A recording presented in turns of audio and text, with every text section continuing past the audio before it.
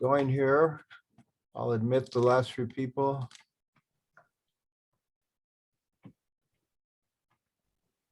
Once I go to the PowerPoint presentation, it's going to be hard to admit anyone else. It's Richard. I'd like to explain the ground rules. If you could please mute yourself while we're going through the PowerPoint.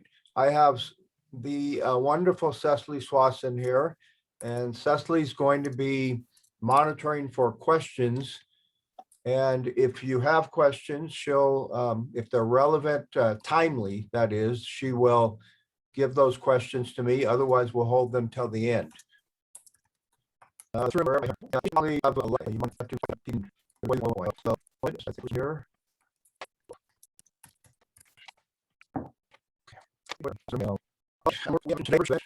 We're supposed to Randy was to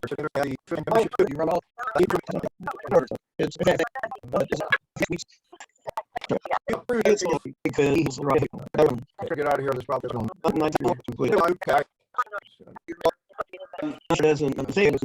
Okay, we're back. I'm not studying my own time. Last governor for 21 to share. Wendy Pastor Governor. 778 and Shady Pastor Governor. Everyone. 700 members.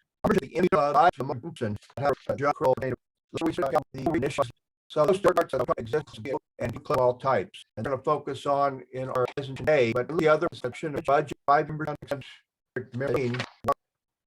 response going for growth membership. All from the president, all of the board of directors, members, more hands to help, more to the road, and more members out in the future. Time for passion to serve. I've watched a couple of presentations. I love Rotary, love the people in it. I love the work we do. I love the and we're all ready to rock. And she says, believe our mission. Remember how you building blocks of cooking without ingredients. You're in trouble. Your club is the baking soda that's missing. So we need to get all of those ingredients together to make it work. As Jenny says, Rotary provides the opportunity to volunteer responsibility, live your operation. Think of those. Does it fit you?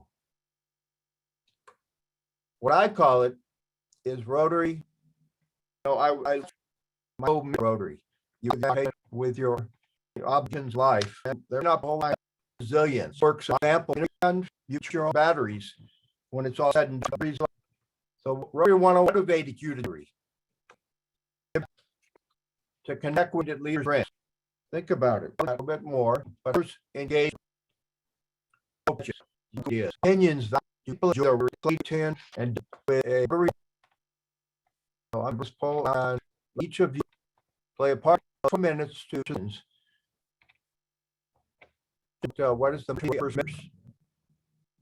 So go ahead and start. What is the third question?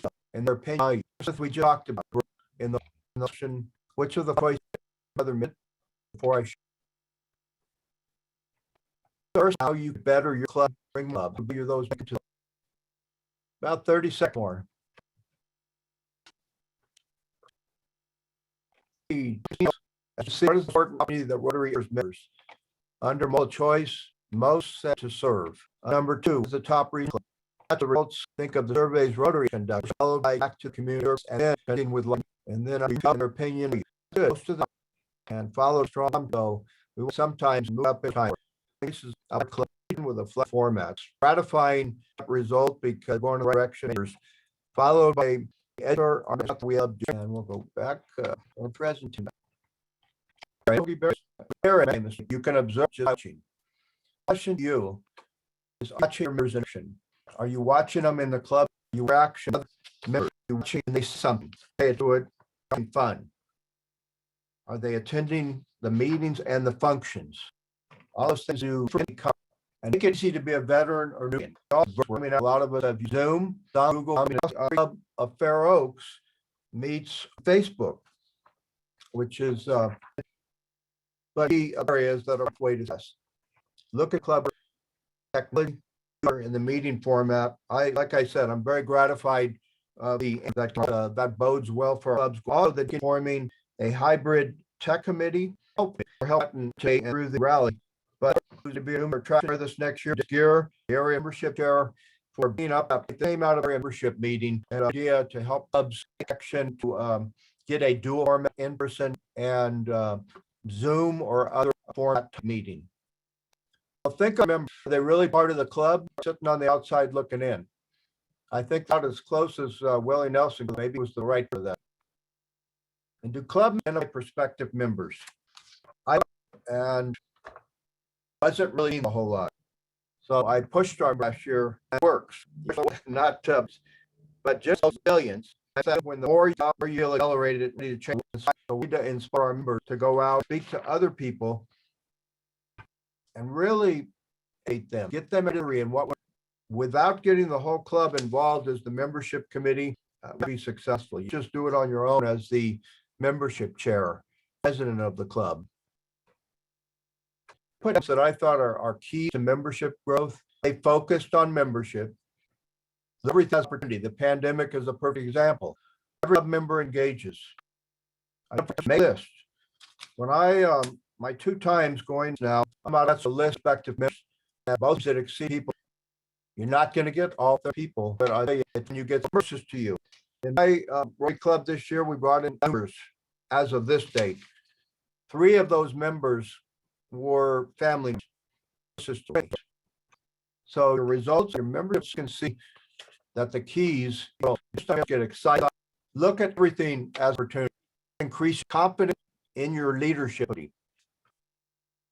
During the pandemic, you can glass half empty, look at it half full, and every situation that comes at you. Think about ways to lead. Every club member engages. Membership committee, they put on the club, but we're talking membership. Engaged club. Identify member step, because they educate them. And I said, those closest to you, your friends, they are. We're because we want to serve, because we want to change our community. This new membership should be accessible for everyone. Make the changes in your club, make that happen. Whether it's meeting to your format, your club culture, all of that. My friend here also several members that I joined club. A couple of actually said I joined after me. Too slow. Need to get talk to them, keep motivated, going and alive. That injury.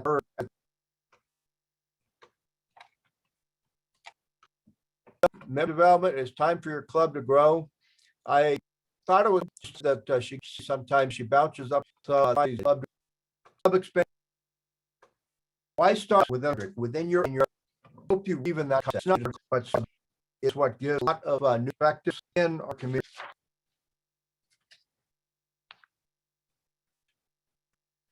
Clubs when in our communities. How that's an easy one. More hands. For young people, and a lot of and maybe they want to know people. Increase subsidy. They go working man and for a way organization life. People want something different in their life. As I said, traditional clubs might be great for some, but other areas that we'll talk about in a moment might be better for those new members. I've seen this with our Passport to Rotary Club that formed in Amador County, Blossom Great District Project Ideas. I'm not going to say I'm the best one at coming up with ideas, but I can tell you the young people in the Passport Club really do a great job. And then growing stronger clubs by working together. All 5 of our clubs in Amador County got together for the foundation and worked to raise money side by side. It can be done on projects, on fundraising. Don't be afraid to share the limelight. There's always a bigger limelight out there, and everybody likes a little bit of attention, but I think Rotarians are in this for the most for changing lives. So talking about clubs, you all know what they are: traditional, Passport, satellite. You can create a corporate club. There's Rotaract, the E-clubs, cause-based, and the others. Some of these clubs, like a Rotaract Club, can have a sponsor. They don't necessarily need a sponsor, though. That's up to our leaders in the district, and we'll talk about one of them in a moment. But on the satellite club possibilities, we're looking at Lone Pine as a satellite club, and that discussion is still going on. A Spanish-speaking club, Kim Wilbanks from up in the Portola Club is proposing possibly putting a Spanish-speaking club together. So thank you to Kim. And also in your area, think about what you need. Every area is different. We've thought about in Amador County putting a satellite wine club together because we have so many wineries. Is that a possibility? Maybe, we'll see, but you have to have people interested in it too. The cause-based clubs. Human trafficking is a new area that has really picked up steam. In fact, our district governor, Berta Pickett, picked Operation Underground Railroad for her beneficiary of our basket contest, which I'll throw in a pitch is going on till 5 o'clock tonight. So you still have time there to help Berta reach a high goal to help human trafficking. What are the others? There's an event coming up here. I believe it's this next week with Ian Risley, former Rotary International president, who really got behind the newest area of focus, the environment. Everyone cares about the environment, some more passionately than others. Maybe someone in your area would like to start a satellite club with a focus on the environment. Other than that, look at your passion. What do people in your community find important? What are they passionate about? And then Rotaract Clubs. We have Cecily Swanson on today, who is the district regional representative for 2019 and 21. And she's also the past president of Rotaract Club of Amador. But schools are in person again. Could we form some Rotaract clubs? Help Cecily get this done. We know that a lot of people are interested in Rotary. These are our future leaders, people that after Rotaract will go on to traditional or other clubs within the community. Let's help Cecily do that work of finding who would be interested, and also young professionals might want to form a club on their own. So I would highly recommend that you talk to Cecily about this. She's the district Rotaract representative. And then passport clubs, they're flexible, they're affordable. As I said, in Amador County, they're dynamic and they have no lack of energy. So I've seen that firsthand. I think others have too within our district. I'm going to go on to some resources. You can get these. Doug McDonald did a great job leading in membership this last year, almost over, but we have a lot of resources on the District 5190 website directly related to membership. We pulled a lot of things off of the RI website to make it easier. And we've also pulled in things from individual clubs. But these resources to help your clubs grow, a membership resource guide is a wonderful tool, but you can find things on retention, other member resources, and then the Rotary Learning Center on club membership. There's a multitude of videos that you can access and show those during your meetings. We've started doing that in the Island Rotary meetings, and I know other clubs have done this too. It only takes 1 to 2, 3, 4 minutes, but members really appreciate, because let's face it, most of our members are not accessing our website. That's just natural. People don't have enough time, or they feel they don't have enough time. So let's bring it to them. You can also see on the bottom there, there's organizing new Rotary Clubs 101. Easy to go in and look at these. Membership tips have been placed there. Tips for improving the member experience. So there's a lot of information there. And Julie Aubrey is our regional membership officer. She's always accessible if you have questions, as well as any of the members of the membership team. And then membership retention surveys. I'll be the first to admit, I don't do enough of this. I like just talking to people. Member surveys, though, are important for a lot of clubs to get the feeling of where their club is and how the members actually feel about the direction the club is going. So membership resources, again, guide to corporate membership, new membership types. You can get all of that information if you have someone interested in your community, and look for those gaps. A lot of counties and areas have member areas that are somewhat neglected. Maybe we just haven't made an inroad there. But if you know someone there, talk to me, talk to the membership team. It's easy to educate people and help them get started. But just remember, membership development and club expansion go hand in hand. Why would you not want to start new clubs? They're not competing with your club. They're actually creating that synergy within the area. More hands, more foundation giving. It helps all the way around. And it's your succession plan for the future. Without new members, where are we going to go with your club? Who's going to take the helm? As Jenny says, be Rotary happy and make it happen. So we'll go to questions now. And here we go. I appreciate you all taking the time to join me today. I hope some of this information is helpful.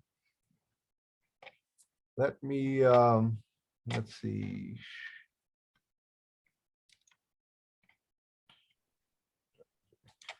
Okay, if anyone has questions, I think you can throw them at me now. We have a couple knowledgeable people on the line, Doug McDonald and Pat Ward. Pat's kind of a genius on the tech side. And you can tell by his siblings behind him. As was said in a meeting the other day, he's got the wise people there. Yeah, they're my buddies, wise and wiser. Yeah. Pat, do you want to speak on technology just for a minute? I know a lot of people are afraid of it. You can see I have my frailties on it, but we're starting a tech committee that you, I think you probably led that to bring it up to form a tech committee within the district. So how easy or hard is it for people? Well, just a little bit of background, everyone. Our club, Grass Valley Club, we've been meeting on Zoom, for like most everyone else for about a year right now. And we're reaching a point up here where we're thinking of, we want to get back into transition into what used to be normal. So we're looking at a transition into a hybrid meeting where we would have in-person meeting, complying with all the appropriate guidelines and separations and everything, but also streaming the meeting through Zoom. So, there's some technical issues there, of course. It depends where you're meeting. It depends on your ability to set up a system. And, talking in the Area 4 membership committee, there's some hesitation about that because, well, that's a great big thing to do, and we're not quite sure how to do it all. So we thought it would be a good idea as we move on into hybrid meetings to provide information to clubs that would be interested in giving it a try. And, a little research on it, there's ways you can kind of ease into hybrid meetings, from just kind of a simple to a moderate and then to a full blown technical exposition. So what we've tried to do and started is to put together a library, if you want to call it that, of resources where you can go and check best practices, technical qualifications, or requirements, what you're going to need. And we've gone ahead and tentatively established that. I put a whole bunch of documents up into a Dropbox account with public access. So if anyone's interested in pursuing, looking into moving forward with Zoom as a transition into full meeting in person, I can send that link around to anybody that wants it. Yeah, I don't you have could- it handy right now for this meeting, but I'll be certainly glad to do it if you want to take a look at it. You And could we hope send to that, expand that as we get best practices from around the district. you There could are send a that number link of- to me. You could send that link to me, Pat, and I'll make sure that it's accessible to everybody that's in this session. But it's a great idea to start a district tech chair and a committee, because the information will be flowing to your clubs out of that committee. We know you need help out there. It's, as Pat said, it's an educational issue, it's a technical issue, it's a financial issue too. And we went cheap in Ione and spent about $300 on a camera, but we have to move that camera ourselves within the dual person meetings, but it's already paid benefits. We inducted 2 members virtually, so it can happen. That, Yeah, and what we hope to do is to have, as this information expands, we do have several clubs, in our area that have already successfully implemented that. And of course, in the Reno side or the Nevada side, some clubs are meeting totally in person right now, I understand, and others have perfected the hybrid meeting concept. So we hope to gather as much information as we can for best practices and reference material. And also, not just that, but if anyone has questions, if they get into it and they say, well, hey, we tried this, didn't work, you have another idea. Hopefully our team will be able to provide some help on that. So again, another resource as we transition into our new reality in Rotary on meetings. And, another thing, I think everybody's pretty much agreed that even though when we all start meeting again in person, if we're ever able to do that again, that Zoom technology is going to have pretty much of a permanent place in club operations.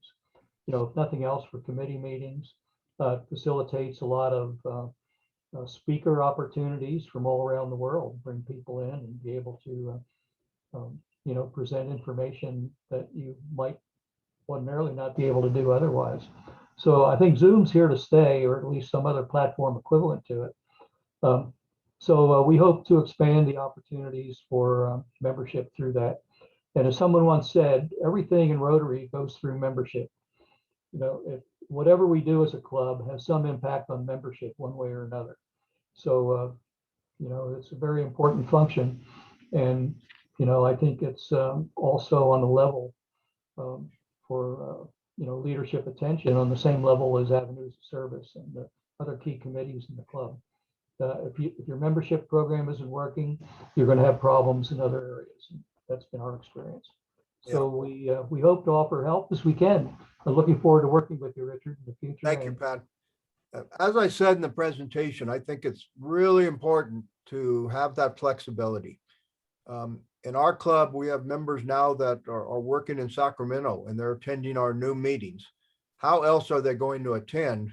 And I think most of the club has bought into it. Sure, there's some that they have Zoom fatigue. There's some that always want to meet in person.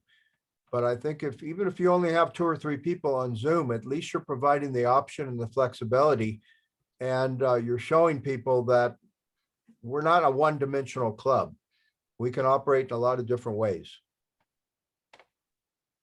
Any other questions? As I said earlier too, we brought in 11 new members this year in Ione.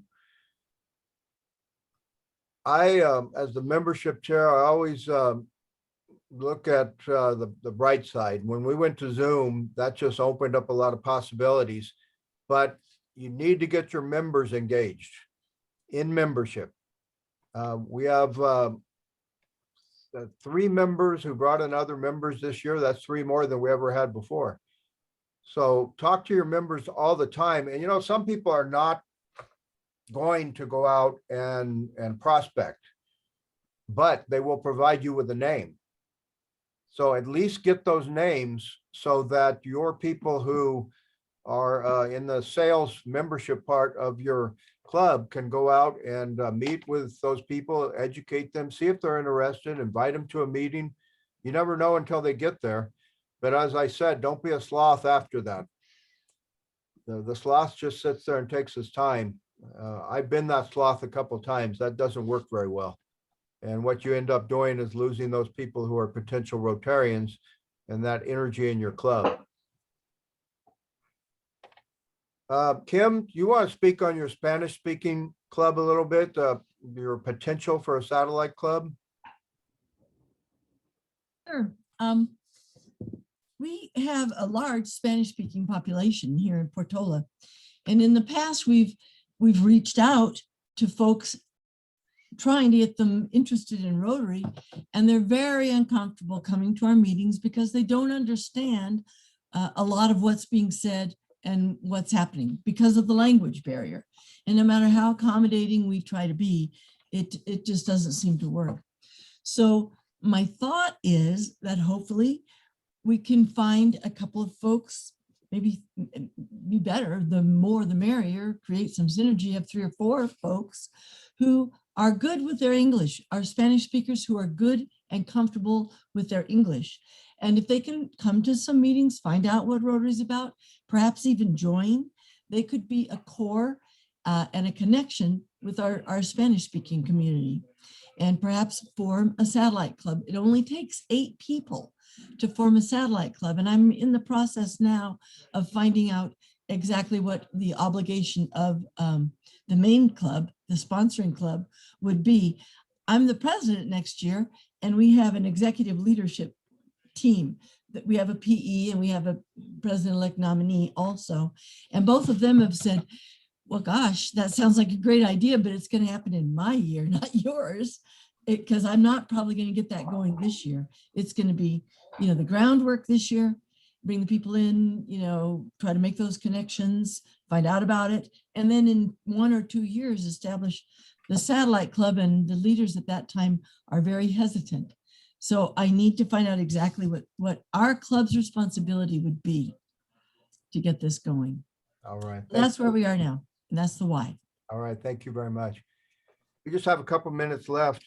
Looking at the chats, it looks like most of the clubs are interested in more tech information. So we'll make sure we get that going and get it accessible. Maybe we can start with Pat's information and distribute that, and then move on to our tech committee. And I would imagine we're going to have a tech czar for Rotary within District 5190, but we'll see. I look at Barb's comment on the Carson City Club that you lose some of that fellowship by always meeting by Zoom or in some format like that.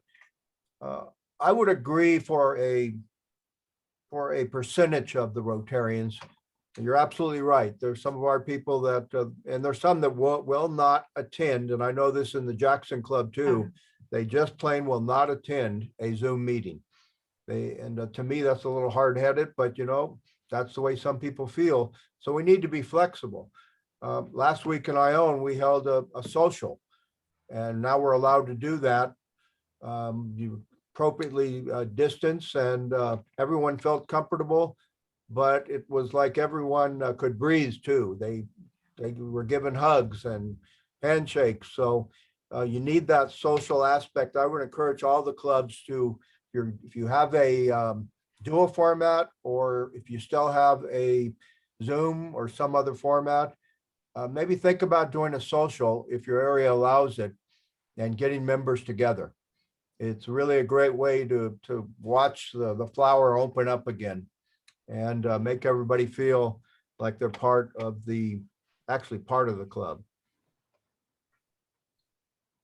Let's see, Barb, you talked about, just quickly, we only have a couple minutes. You want to talk about giving out a 3x5 card? Yeah, Richard, we do that at the beginning of every year. Just put a 3x5 card in front of everybody who's sitting there and say, you know, it could be the guy next door, the mailman, the whatever. Put a name down, and most people don't want to invite someone. So you know what? We have a committee, and a committee will invite that person. We'll somehow figure out how we can get access to that person and invite them. That's kind of, at least it's a beginning, and it makes people think about membership. That's great. I kind of like what Carol Schofield did in a training.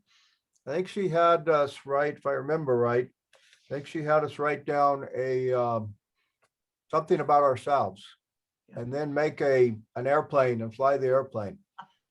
So people in the club had to pick that up and try and figure out who the person was.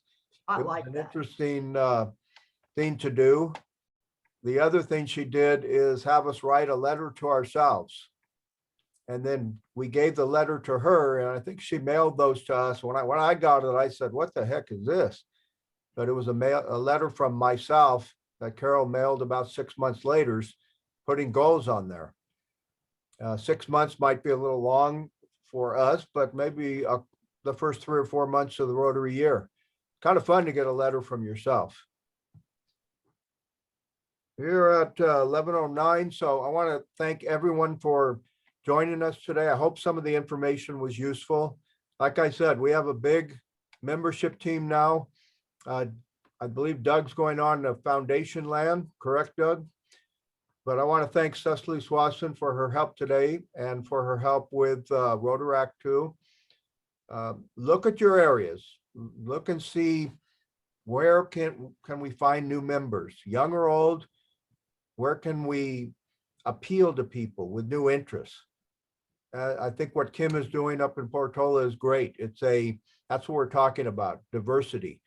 It's an area that Rotary usually does not get into. I know it's the same in our area, Kim. So I want to thank you all for joining our membership development and club expansion session today. And we'll get that information on tech out to you from Pat. Thank you very much. Thanks, everyone. Bye-bye.